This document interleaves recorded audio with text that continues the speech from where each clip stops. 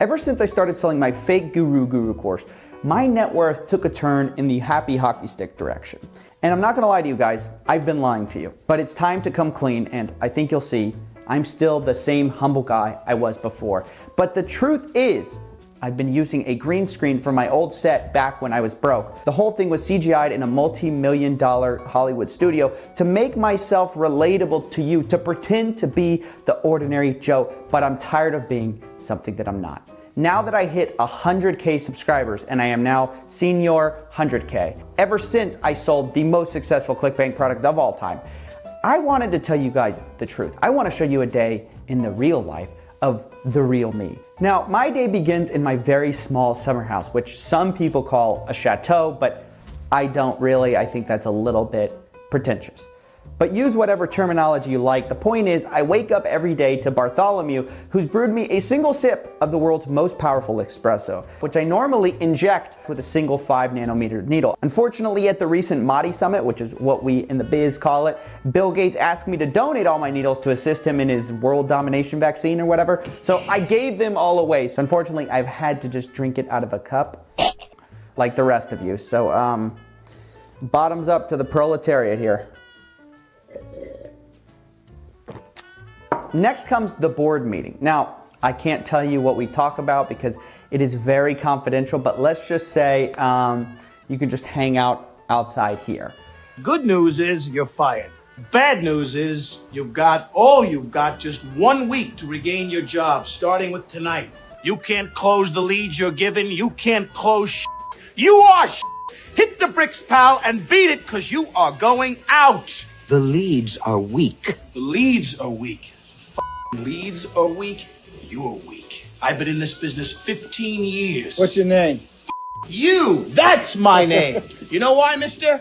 Because you drove a Hyundai to get here tonight. I drove an $80,000 BMW. That's my name.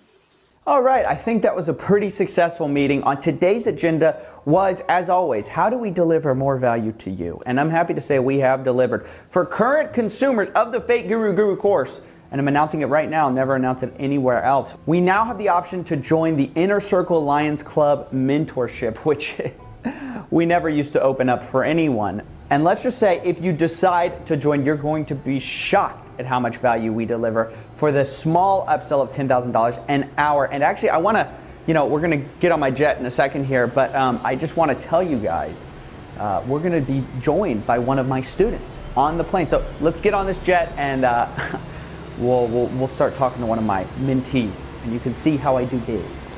Hello, Grant. Can you hear me? Can you hear me, Grant? Tell the people what I've been teaching you lately. A, B, C, D, E, F, G. He does this sometimes. It's a Scientology thing. Grant, are you okay? Ain't nothing wrong with us. No. Licky. Grant, calm down and do the breathing exercises we talked about.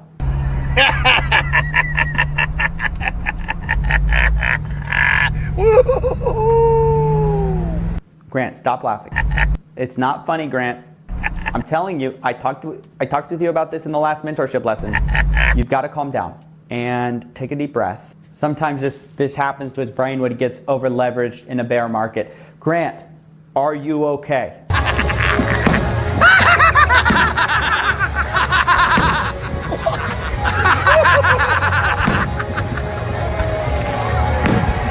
Grant, we're going to hang up with you right now. I'll check in on you later. Please get that under control.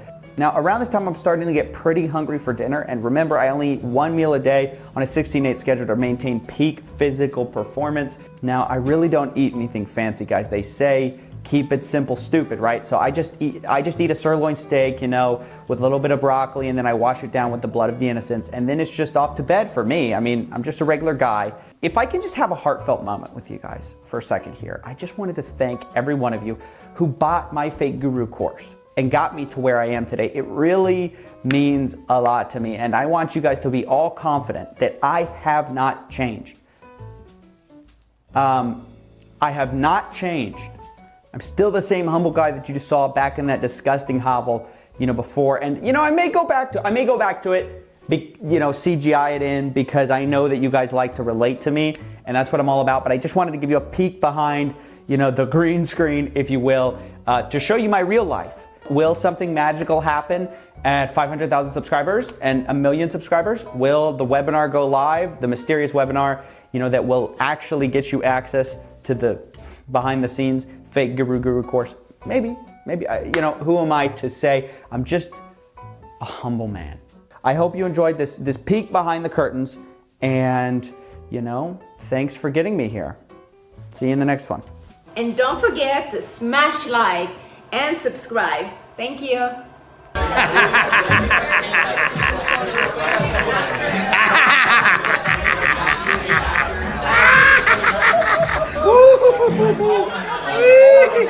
Hey guys, our post got liked by PewDiePie. Very epic. We're gonna watch that first, and then we're gonna watch the rest of the video, which I shot before I knew any of that had happened. So yeah, bit weird, but here we go. When I joined Jake Paul's course, they say we're entitled and lazy. I thought it would be trash, but I also thought a lot of people would have joined. Boy, was I wrong. I was the only one in the entire site. Nobody was watching his videos. Nobody was participating in the community tab unless it was to ask how they could cancel their subscription. I was disappointed in my fellow Jake Paulers, but more than anything, I think I just wanted a friend. So with nothing else to lose, I sent out a final SOS as something of a mating ritual for my fellow Jake Paulers to see if anyone's left out there. 24 hours, nobody responded. Finally, at long last. Jake Paulers, if you're tired of all the hate for Jake Paul, like this post. Smash like, I'll be the first one. Ladies and gentlemen, we got him. Very epic PewDiePie. Now on with the video. So I was originally going to make a video on Jake Paul, and I even had a login. I had gotten an account to his new financial freedom movement scam, but then everyone called it out for what it is. And so I was thinking, okay, no, I'm not going to, tread over stuff that people have already talked about. That was until I logged in yesterday and found a porn star on the front page of Jake Paul's community tab. Yes, this is 14 hours. This post has been up. I'm gonna go ahead and blur it for you guys because I don't want to get demonetized, but rest assured, this is here in all its glory for everybody who wants to log in. Your kiddies want to log in, your kiddos, your little tots want to log into Jake Paul's new course. Well, this is what greets them. Yes. Now, you might be saying to yourself, well, hey, it's a community. I mean, Jake Paul has no control over that, which is kind of true. But if you're gonna make a community which, people can post whatever they want, but you also know that a bunch of kids are gonna be on there, you have to moderate it. And they have a report feature, which is like, report this as, like, I guess, inappropriate or whatever. But apparently no one's actively moderating it to make sure. I mean, who knows what this could be? Because the fact they didn't take it down means they're not watching at all, because anyone would take this down as soon as they saw it. So this could be, straight up hardcore porn. It could be anything, right? Now, I don't know how many people signed up for the financial freedom movement, but what I do know is that Jake Paul has actively targeted kids with this community. He has something in his sales letter where it's called the letter to parents, okay? If you are already paying for Netflix or Hulu or Amazon Prime, then this is a no-brainer. Those things aren't helping your child with their future, are they? Whereas for only $19.99 a month, your child has access to world-renowned experts who have taught and impacted over 1 million students around the globe. Now, maybe Jake Paul is keeping his promise when he says your child has access to world-renowned experts who have impacted over 1 million students around the globe. But I don't think maybe he means that in the way he thinks he does. I think he's keeping his promise in a whole nother way entirely when you look at the front page of this community tab. And this leads us into a larger conversation around Jake Paul. This guy is a branding disaster, because after seeing this, I was like, I wonder what other ridiculous thing Jake Paul has done. And I saw immediately on February 10th, he posts a picture of a dildo on the front of his car on Twitter to his 3.7 million followers, most of which are kids. To which I responded, and I said, oh yeah, that's a kids channel, and I linked one of my friends on Nerd City. And this guy, Mel, put forward an interesting argument. He said he stopped being PG for like a year now, get over it. Which raises an interesting question.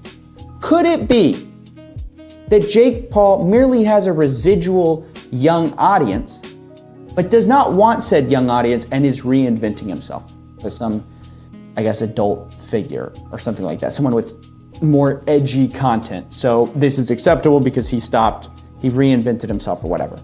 Now, one thing is true, Jake Paul is definitely aware that he has a kid audience. You've never performed in front of a crowd older than 16. I don't get why this is a bad thing. I have a younger audience. Right there, ladies and gentlemen, he knows exactly who his audience is. I have a younger audience. And he's like, yeah, that's my audience, I get it. However, then you have him posting videos like this. My ex-wife hooked up with my girlfriend. Where in the first 29 seconds, you have a nip slip, which did not go unnoticed by Jake Paul's audience. 28, that nipple flash though. And again, I'm censoring it. Jake Paul didn't, which, whatever. I mean, kid audience, right? Kid audience. And then he's got a girl joking about, well, I'm not even gonna say it. I'm not even gonna say it because I'm not trying to get this video more demonetized than it already is. Line up and suck his dick now! And only at this point does Jake Paul decide, oh, maybe this is a good time to tell my young, impressionable audience that this video maybe shouldn't be watched by them. So this is what, a minute 22 into his video? I want to have sex right now! Kids, if you're watching, go over to Ryan's toy review.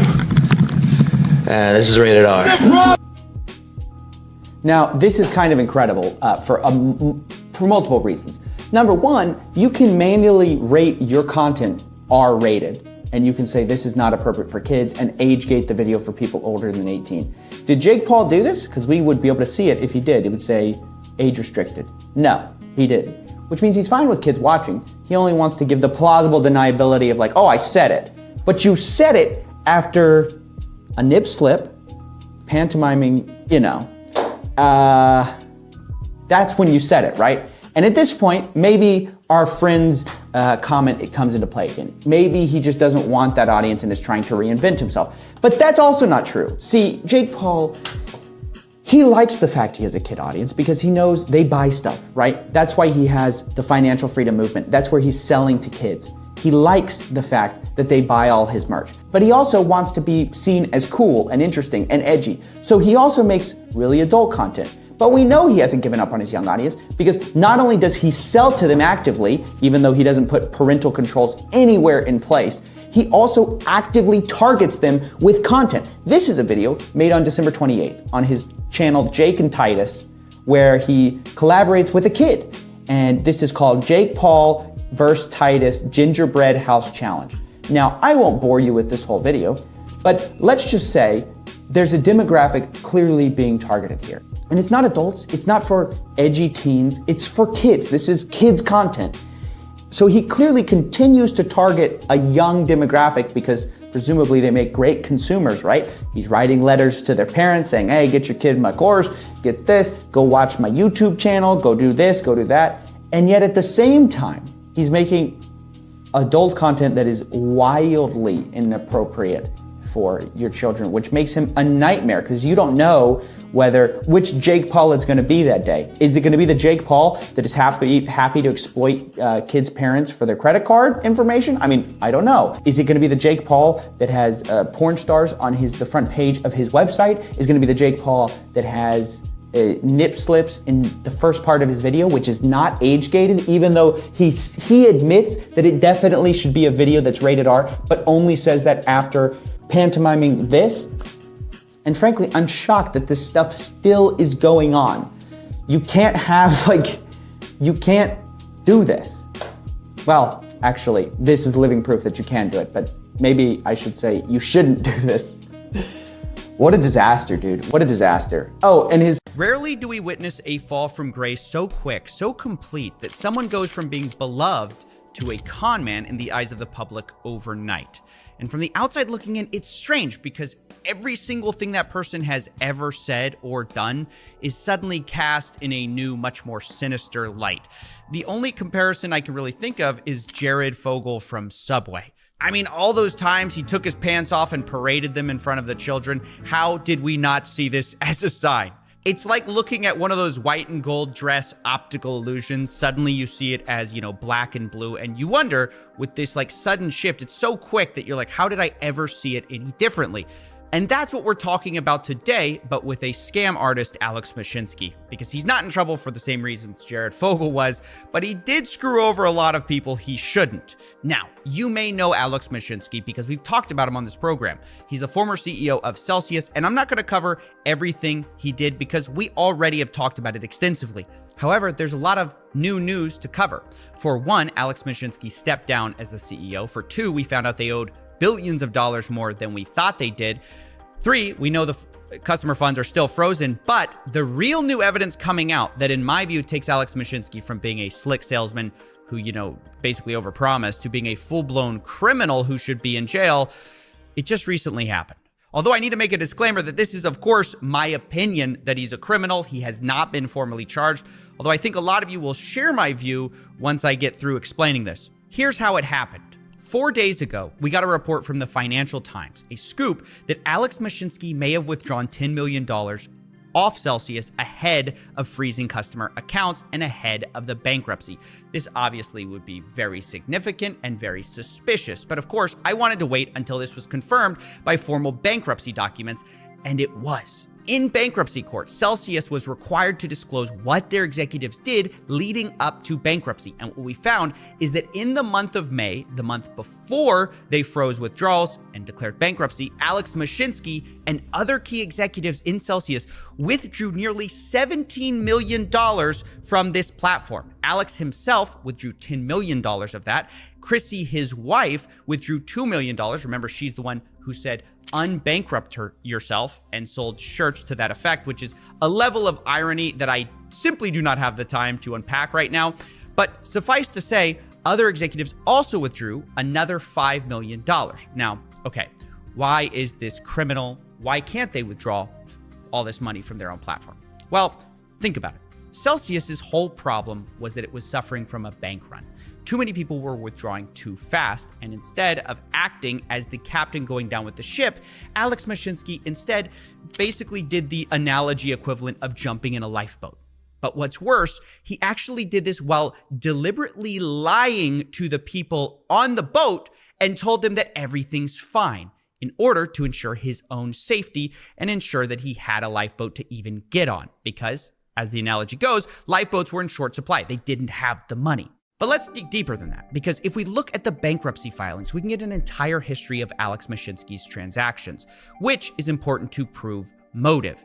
After all, if he was always withdrawing funds, it wouldn't be anything out of the ordinary.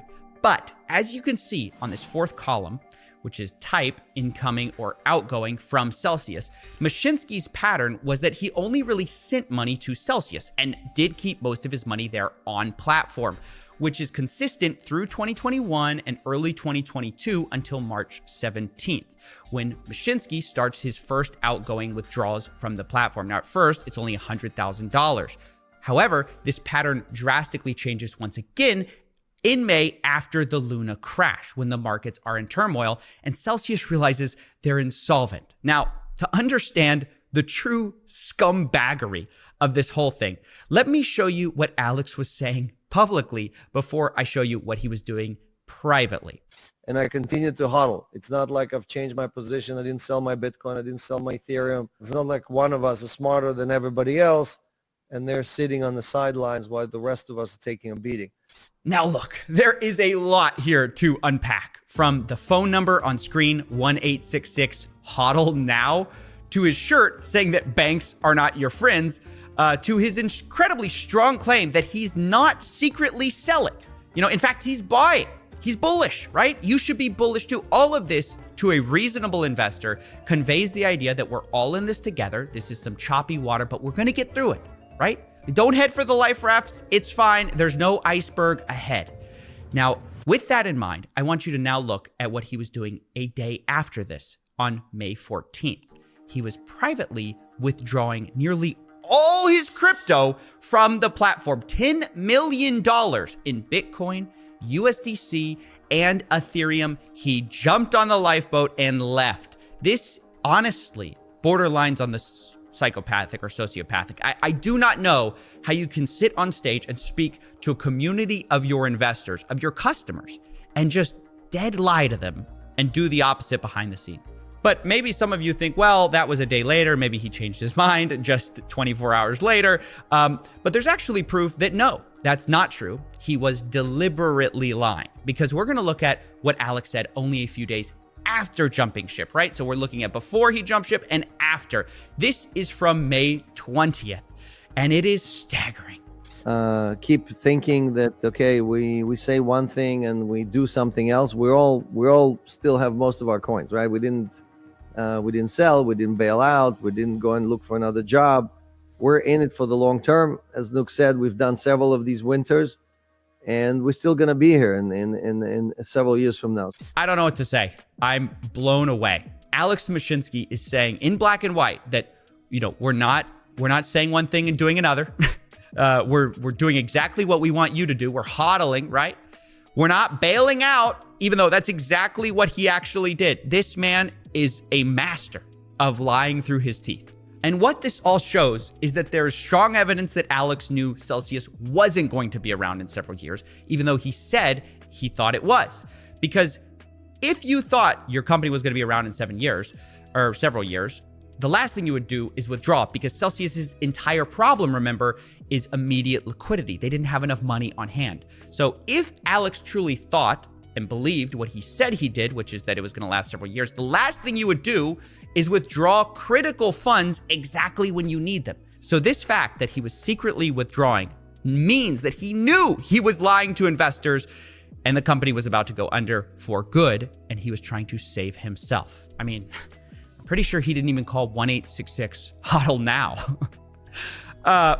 Okay, that's bad joke. But on a serious note, this just made me so angry that I decided I wanted to help. And I wanted to use these exact transactions and transfers in order to try to correlate them to on-chain transfers and figure out where the money went in hopes that we could maybe salvage some of it.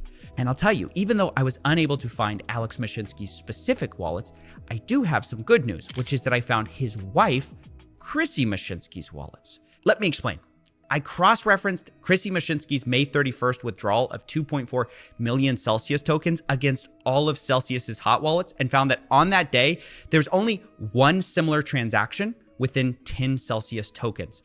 If you trace where this went, it goes to a wallet which already is associated with Alex Mashinsky. Mashinsky literally funded it with Ethereum initially, and this is where $2.7 million worth of Celsius tokens went. Bear in mind, it's important, this is only days before they froze withdrawals, showing that they wanted to get money off platform. And although it hasn't been sold yet, it can be sold at any time. And the reason I'm sharing this wallet publicly is I want to recommend that this is basically claimed by the bankruptcy court or seized, because it's very likely that it will be sold by the Mashinskys with upcoming pressure increasing.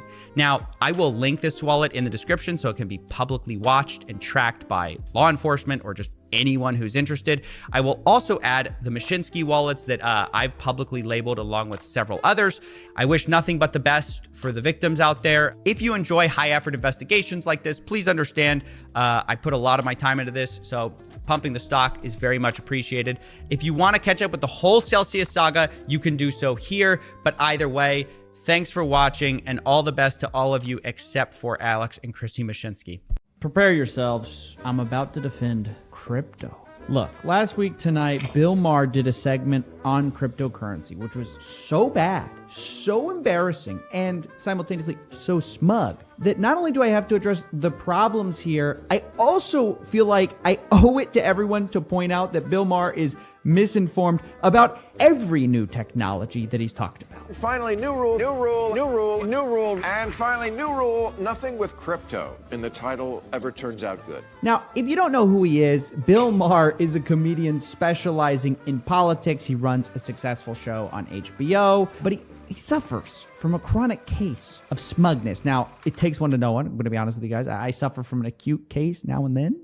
But this guy takes it to another level. Like, he's like every first-time vegan who becomes insufferable for a few years while they think that they're instantly superior to other humans because they don't eat meat. But Bill's like that with like every topic. And usually this is fine because he's a comedian, so he's funny enough to get away with it. But the chronic smugness becomes a problem when he talks about things he knows nothing about, which turns out to be a lot of the time. So before we get into the crypto comments that Bill made and I do the unthinkable and defend cryptocurrencies, let's take a look down memory lane, okay, at some of Bill's older takes on new technology to get a glimpse maybe of where we're going.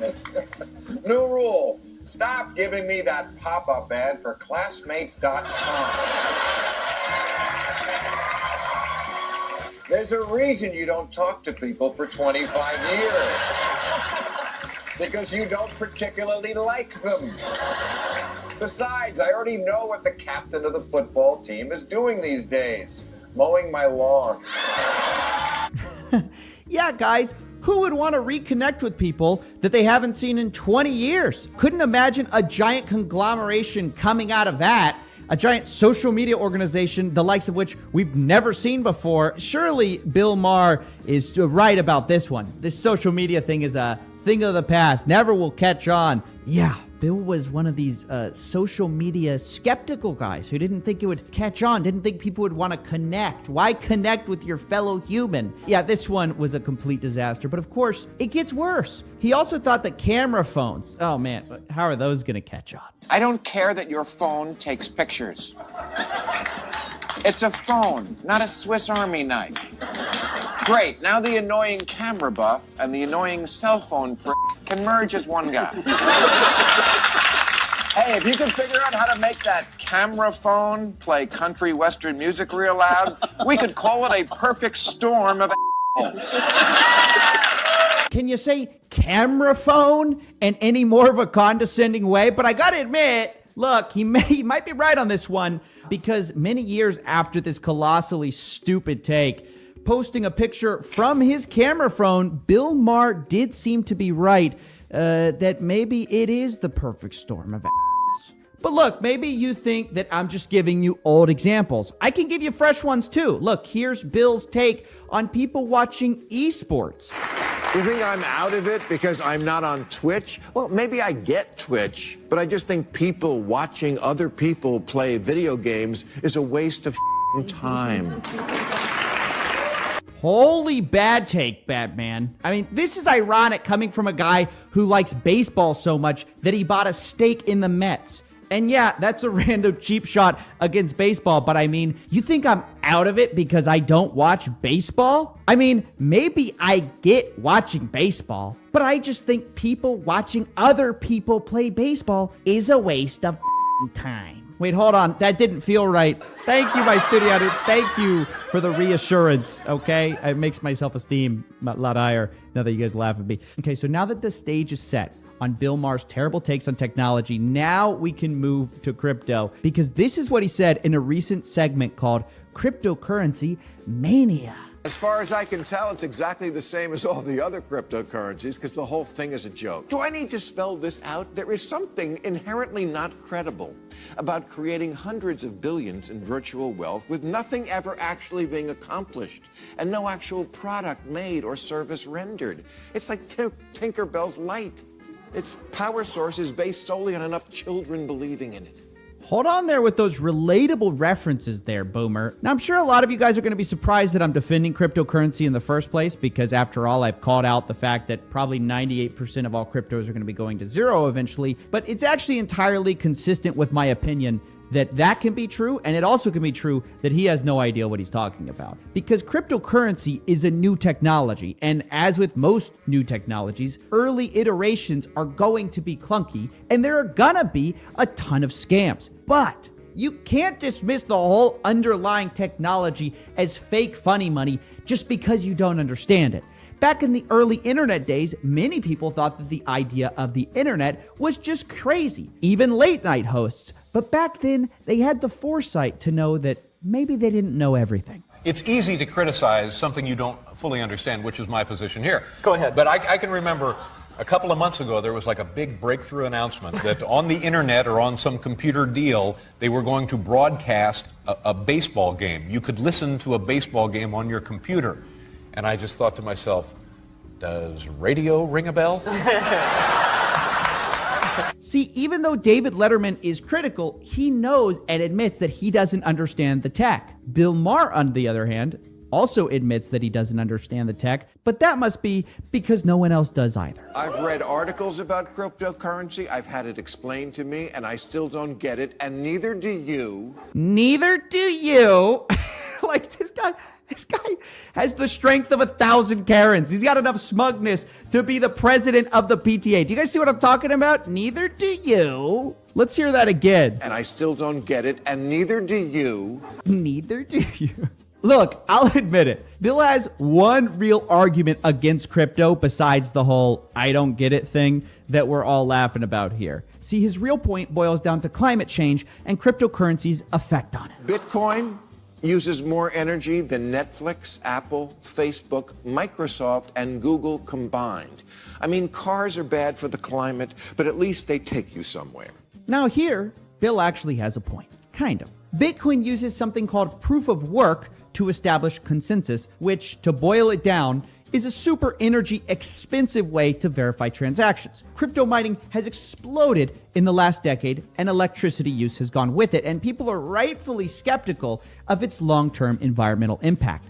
But what Bill doesn't understand is that many cryptos are moving or have already moved to a different consensus mechanism to combat this exact issue. It's something called proof of stake. Proof of stake allows you to vastly lower energy usage by changing the way you mine. Now, I'm not going to get too much into this because enough people have already done the job and done the research that Bill should have done before doing this video. It's really not the point of this video. The point is that smart people are already addressing this issue, which means that this big monologue moment at the end where he lectures anyone who cares about the climate and crypto and calls them all hypocrites, well, it means he's completely wrong about it. Hip and progressive and big environmentalists. Bullshit. You're money-hungry opportunists, and you're not allowed to pretend you care about the environment. I know, melting ice caps can wait. Your Green New Deal involves cash. Social scientists call this cognitive dissonance, a disconnect between who you think you are and what you actually do. I call it being full of shit.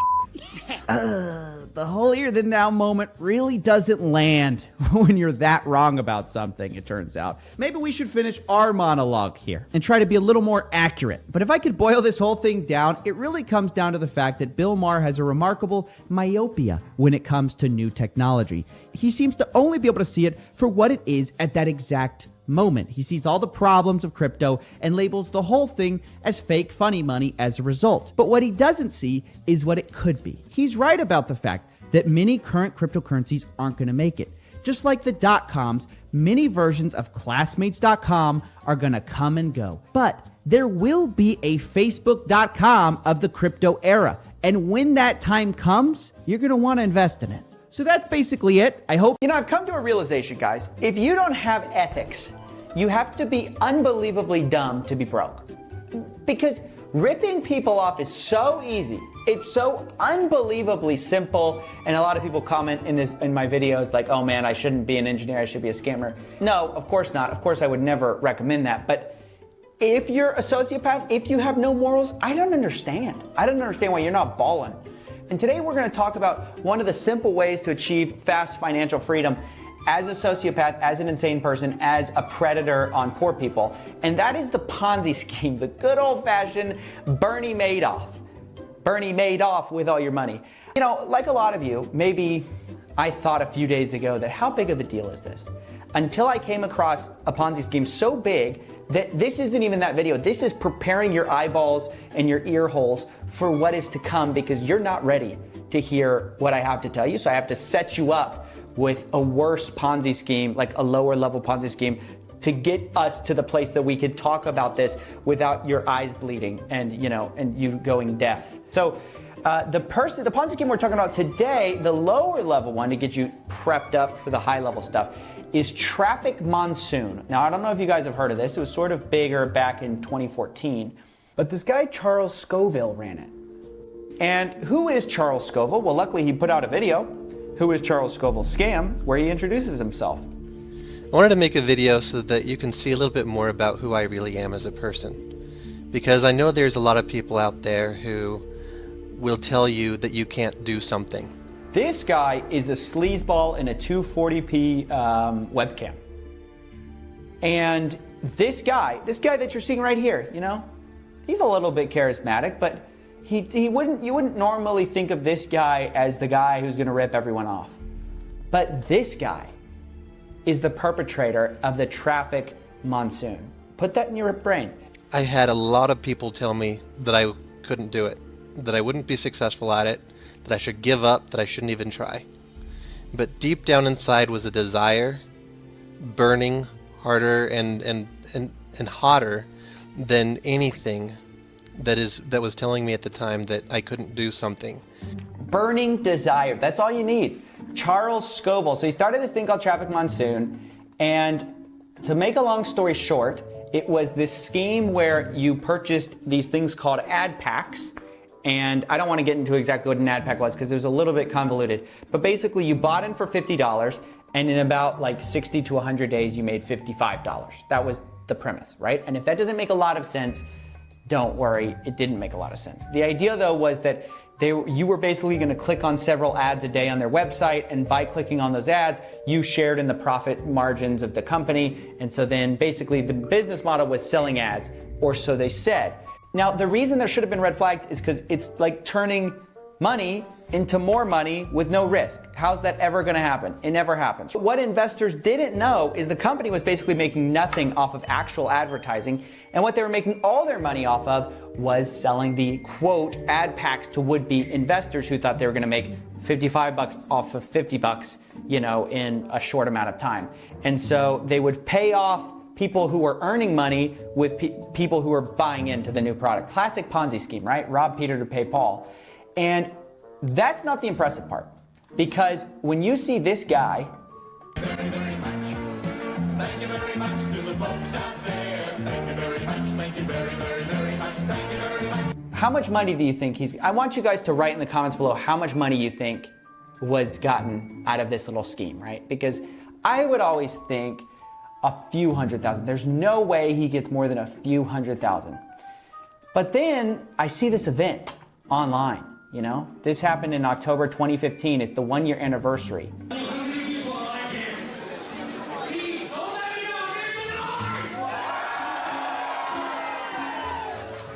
And this thing is like packed. It's like this packed auditorium, and there's these like sketchy signs that literally in Scrabble letters say, "Make money online." That scream! They're screaming at the top of their lungs. If an image could screech, this would be the image, and it would screech, "This is a scam." Make money online in Scrabble letters? Oh, that's a scam. And you have, of course, the guy pointing at the thing, "Do you have computer and Wi-Fi? You can make money." But the thing is packed. The place is packed. And this is our first indication that maybe this unassuming guy is making more money than we thought. Traffic monsoon. Deep down inside was a desire, burning hotter than anything that was telling me at the time that I couldn't do something. And it makes sense because early on people were really making money when people were joining in. So I want you guys to put your final answer for how much money this scheme made down below right now. I want to know how much you think a Ponzi scheme from this guy right here could make. Now, are you ready to be wrong? This Ponzi scheme, according to the SEC, since October 2014 going through 2016, in 2 years or 3 years, made $207 million. Let me repeat that because I don't think you heard me. Traffic Monsoon made $207 million. The first sign that things were falling apart was PayPal froze his accounts, and he decided, oh, I'm super excited to announce that I'm starting my own bank, because it was the only bank that would accept him because everyone realized he was a Ponzi scheme, until the SEC came in and they froze his accounts. And basically, he's been caught at this point. But I want y'all to think about this because, okay, he's been caught. He probably hid money offshores or whatever. I'm sure the guy has money stashed somewhere, but I want to give you a thought experiment. What would happen if someone did it better? What would happen if someone was more clever, more slick, had a smoother operation, a better pitch than this garbage? What would happen if it was done right?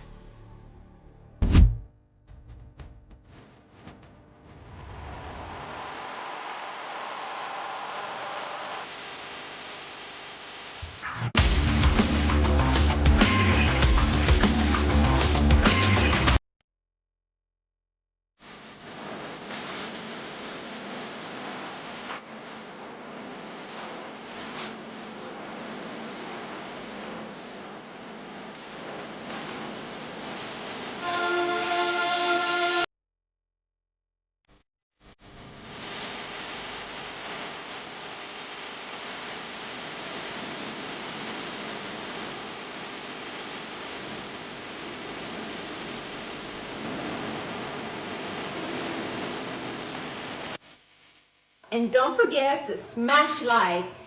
I Amazoned a book for this person. I heard this person likes Amazon, so I got this for them.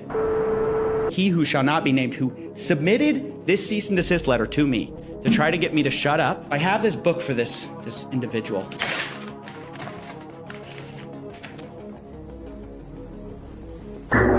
Previously on Fake Guru. Guys, we have an epidemic of fragile millionaires. I'll tell you the normal plan for a lot of these fake gurus who want to evade criticism is to send a cease and desist letter to me, which I will promptly throw in the trash, and then he can subpoena me, and I have liability insurance, and I will continue talking about you. I'll talk about you all day. But ultimately, it's not about him having a realistic claim. It's about him silencing criticism and hoping it goes away. And anytime someone wants to hide the truth, it becomes that much more important to tell. We do not speak his name. Welcome to Fake Guru. Today we have an exciting story, guys. We have a hot race for the Fake Guru Trophy of the Year, Fake Guru of the Year. It's very exciting. I thought KT9 had it sealed, but this contains the Dark Horse's attempt to take back the throne. He who shall not be named. In this video, say his name in the comments at your own risk. This envelope contains a cease and desist letter from he who shall not be named towards the channel. It's confidential according to this legal team. I've carefully reviewed it, and I have a few things to say about the contents and the type of person who would send this. And then, as a show of good faith, yours truly, Sifu, is going to show you guys how to be magnanimous, how to be generous. I'm going to offer this person a gift from me to he who shall not be named. Okay, so starting with the contents of this, guys, I wish I could tell you more. Listen, it's very explicit. The cease and desist letter is confidential. I'm no lawyer. I looked it up online. It's kind of hard to tell what I can say, what I can't say. So I am not going to be revealing the contents, the exact contents of what's going on in here. But I'll tell you what's very clearly obvious and doesn't reveal anything about the thing. It has to do with things I've said about he who shall not be named. It's it's just the defamation, cease and desist. The problem is that it doesn't have any merit, right? It's a SLAPP lawsuit. SLAPP is an acronym that stands for Strategic Lawsuit Against Public Participation. These are frivolous suits with no legal merit, specifically designed to stifle public debate or dissent. And these happen all the time. The characteristic of SLAPP suits, the whole point is to put the defendant through a difficult, painful experience. And even if cases fail in lower courts, as they often do, the plaintiffs can find ways to extend them through intensive discovery requests, depositions, and appeals that drain the target's time and resources. And alarmingly, journalists are not the only ones targeted with SLAPP suits. In some cases, they can be used to silence citizen activists. It's made to shut me up, guys, and we're not going to shut up. In America, again, it's not Korea. All these gurus think we live in Korea.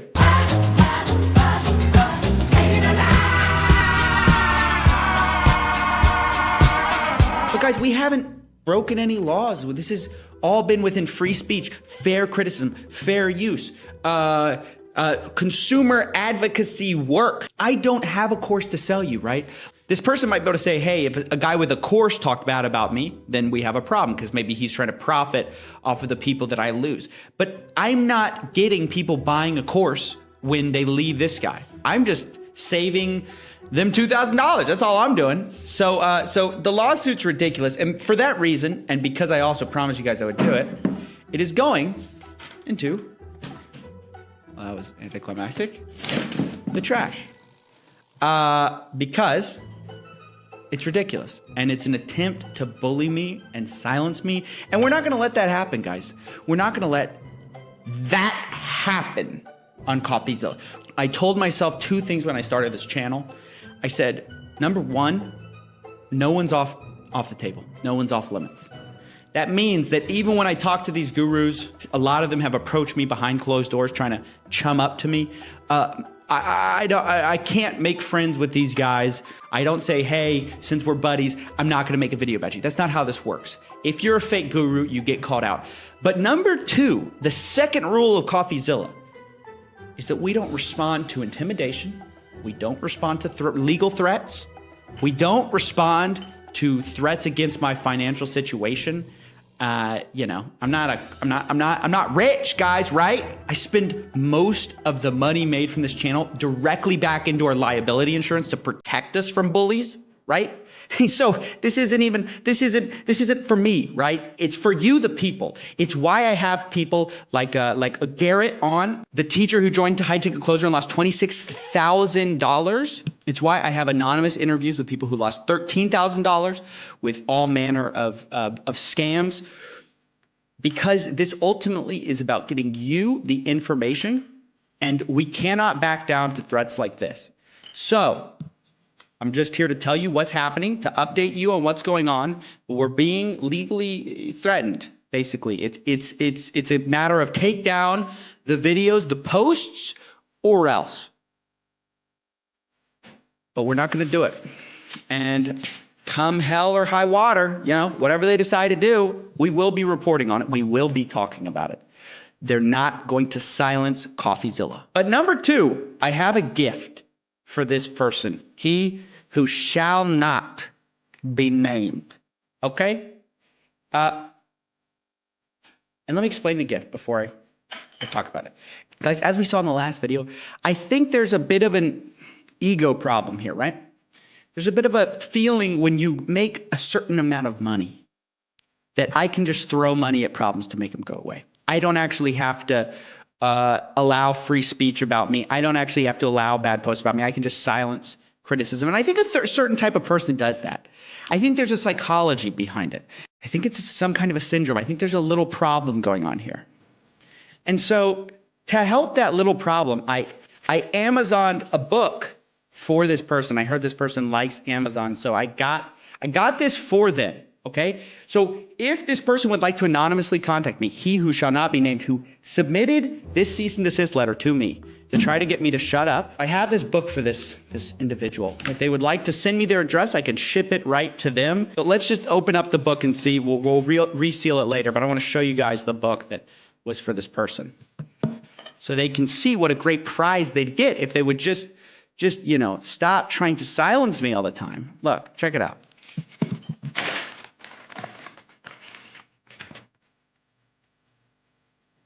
This is a book that I feel is appropriate for the type of person who feels that they need to silence critics online who are calling out predatory behavior. This is a book I feel is appropriate for people who get very testy when you talk about them for any reason at all. You know what I mean? Look, on the back, we've got the almost an inch ruler. Well, look, I don't know about the specifics, you know, for the contents, but my guess, I hear that he's a leading authority on helping people, you know, with maybe confidence issues, maybe some kind of some kind of a like a psychological syndrome. Obviously, I'm not a doctor. I'm not diagnosing anybody. I don't know if this person has this situation. My guess is that if there is a situation,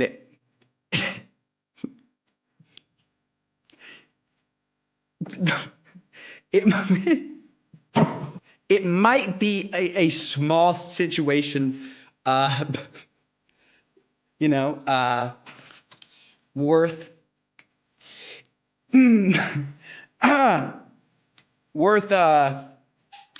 getting addressed.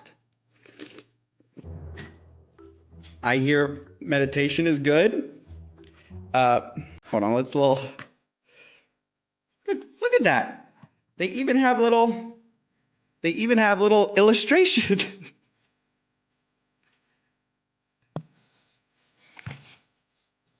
Obviously, this is all a joke, and I'm not saying anything about anyone's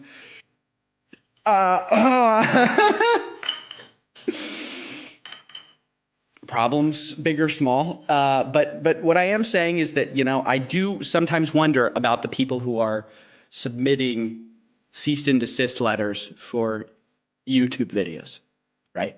I do wonder about that. And so if I get an email address, if they'd like to go ahead and put that, I can go ahead and send that to you. I'm really thinking that it might be a book that is applicable to a lot of these gurus selling courses. I think it'd be valuable. They all read Expert Secrets by Russell Brunson, but have you heard of Ant Smith? Have you heard of Ant Smith? Things to think about. Things to think about. Obviously, I don't want a lawsuit. Nobody wants a lawsuit, but I refuse to be silenced. I refuse to have, not just for me, but I refuse to have the voices of the victimized and the preyed upon be silenced as well. I refuse to let it happen, guys. Until next time, I love you guys. I love the support of the Coffeezilla fake guru army. Hey, let me tell you this. These day traders are out of control, okay? Because they keep promising bigger and bigger numbers. And I wonder, has common sense checked in with any of these guys? I mean, it used to be that you would say, I made like $600 on a YOLO call. Now, we're talking about turning 20K accounts, 30K accounts into millions of dollars. And some of you guys believe it. All right, team, now check this out. Last week's results, 1.8 million, guys. How much are you now currently up as we're doing this interview? This week I passed 6.7 million. In profits. Right. From 1,500 of your own money. And so you believe these people when they're just nobodies and they claim to have made millions of dollars with the stock market. And I don't know where the reality checks need to start coming in, but these advertisements are getting ridiculous, and they must be getting ridiculous because they work on some people, right? Like, people do believe this stuff, and it's unbelievable. And guess what, guys? I've officially turned $50,000 into $1 million in just 2 months. This is Noir Trades page. Let's look at this. We're out of control. This has gone too far. 18-year-old turns 20K into $2 million in 6 months. Of course he does, right? And the Tooth Fairy helped him. Are we insane? Have we lost all common sense? But if you go to his Instagram, we see who this guy's about. Oh, sorry, that's our next guy. That's Trillionaire Club. This is our guy. Here we go. Ooh, look at this guy. Look at the jet that he rented for the photo shoot. I'm giving away $1,000. Sorry to stop there. Dude, you're trying to flex on people saying you made $2 million in 6 months and your giveaway is $1,000? Buddy, you need to, if you're going to convince us that you're rich, you're going to have to try a little bit harder than that. Dude, I think he overspent on the budget, dude. Look at that necklace. Look at this car. Look at the jet. He overspent. He's probably in debt, credit card debt, from paying for this little mini commercial on his Instagram. He couldn't afford the giveaway, dude. My name is Noir Trades, and I'm known for turning $20,000 into a little over $2 million. By the way, I love when they do that. I'm known for insert what they want to be known for. Like, dude, you're not known for that. Nobody knows you for that.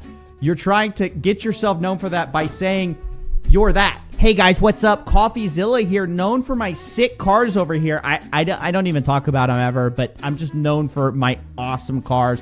They just sit there, no big deal, guys. You also may know me for my gigantic bank account. Just something I'm known for. I'm picking 10 lucky winners, and I'm giving each one $100. Just because all the support I've been receiving. You guys have been helping me out. I'm a millionaire. So just for you guys, just because you're supporting me, $100. $100 giveaway. It's time for me to give back. All you need to do is like this video, share this on your story, and tag 3 people in the comment section.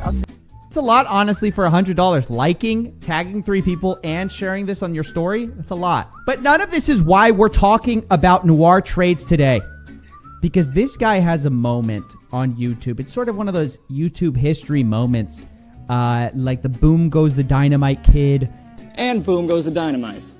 It's just like this amazing piece of internet that I don't think anyone's caught onto yet. I don't think anyone's noticed that this has happened except for me and now you guys, because this guy ran a little commercial, okay? He ran a little commercial on Loft's YouTube channel, If you guys know this guy, he does a bunch of chatting with Millionaire pieces. He's pretty interesting guy. But what happened with Noir Trades is he actually had to, he doesn't have a big enough following for Loft to actually bring him on the channel just normally.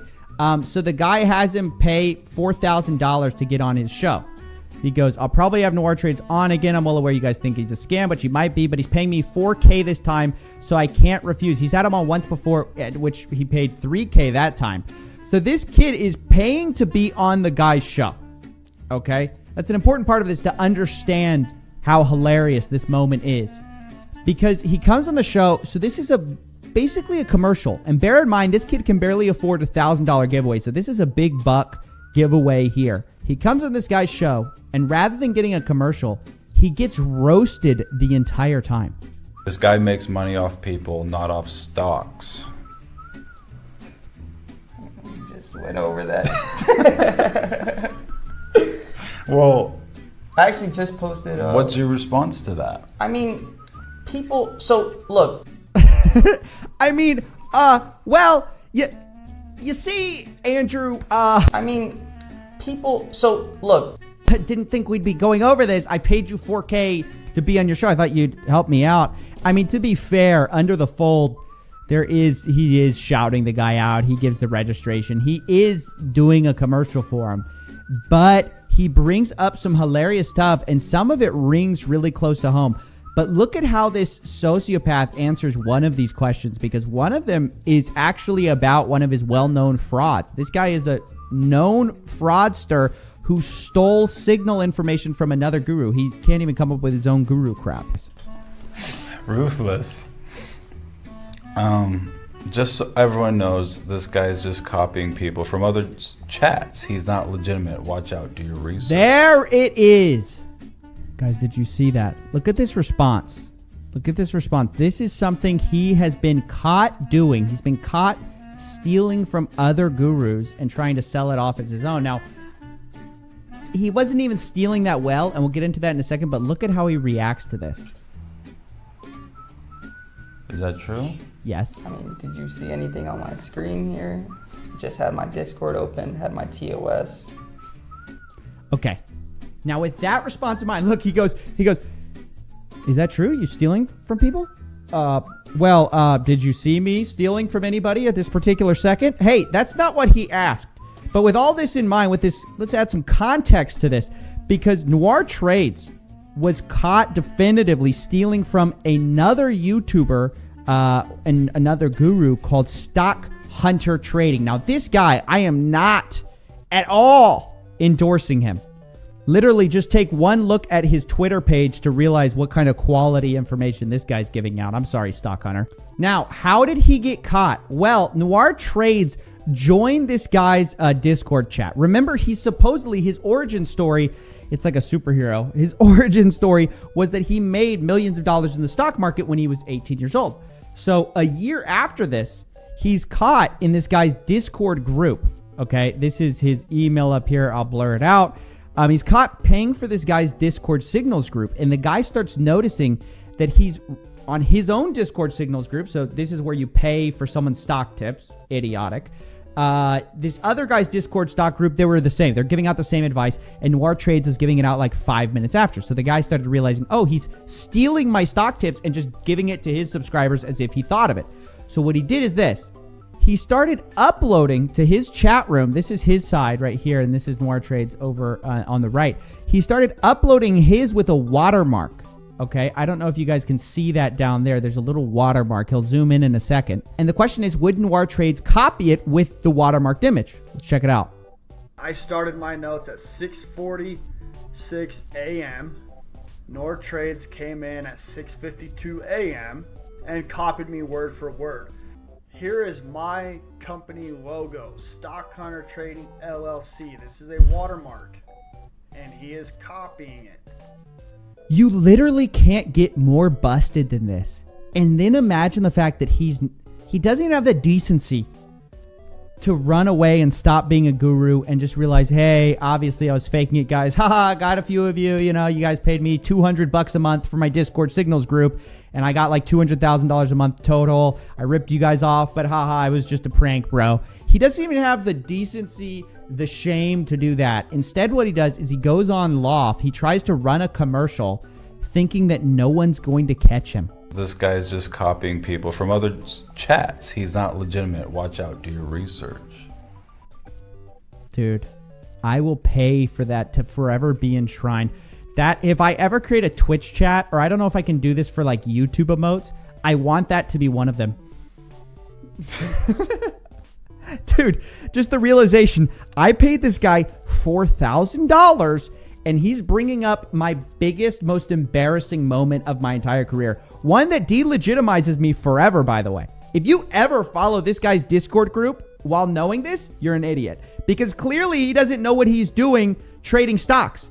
But not only was he stealing from this guy, he also was asking for help. So these are things he posted to the guy's Discord group while he was still a part of it. He got kicked out. Look at this. Okay, so no swing. Would you swing anything? He's talking about swing trading. Shopify 290 calls for a swing. He's asking questions because he doesn't know what he's doing. He doesn't know how to trade. So he's asking for help from this guy who then he kind of steals his whole thing. And again, this is not like stealing from Warren Buffett here. Remember who we're dealing with here, guys. This is so embarrassing. If this happened to me, I would never show my face again on the internet. But this kid doesn't care. He just keeps going and going and going. Chats. He's not legitimate. Watch out. Do your research.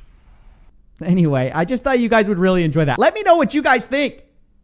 This is just nonstop. Where do we draw the line? I think anyone under 30, we should all not listen to, including myself, dude. If we can all take this advice collectively, I'm happy for you guys not to listen to my advice. In fact, I don't really give advice much.